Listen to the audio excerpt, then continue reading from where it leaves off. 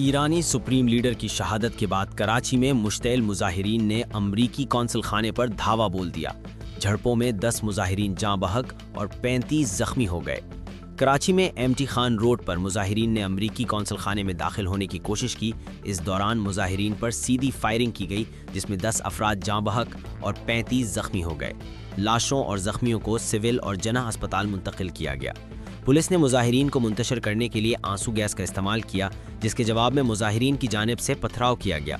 मुश्तैल मुजाहिरीन ने सुल्तानाबाद में traffic police की चौकी और एक मोटरसाइकिल को नजर आतश कर दिया। अमरीकी कौंसलेट के करीब मुजाहिरीन की बड़ी तादाद मौजूद है, जहां एसएसपी केमाड़ी के मुजाहिरीन के साथ मुज़ाकरात जारी हैं। लाहौर में भी मुजाहिरीन ने अमरीकी कौंसल खाने के बाहर तोड़फोड़ की। पुलिस ने मुजाहिरीन की अमरीकी कौंसलेट जाने की कोशिश नाकाम बना दी। मुजाहिरीन ने अमरीकी कौंसलेट के सामने लगाए सिक्योरिटी कैंप भी उखाड़ दिए। मुजाहिरीन ने अमरीकी कौंसलेट शिमला पहाड़ी के बाहर धरना दे दिया। एहतजाज में नौजवानों, ख्वातीन और बच्चों की कसीर तादाद मौजूद है। ख्वातीन ने शहीद सुप्रीम लीडर अली खामेनी की तस्वीर उठा रखी हैं।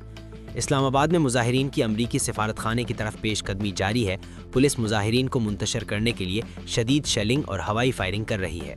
पुलिस की जानिब से मुजाहिरीन को रोकने के लिए सख्त हिफाजती इंतजामात किए गए हैं। रेड जोन को मुकम्मल तौर पर सील कर दिया गया।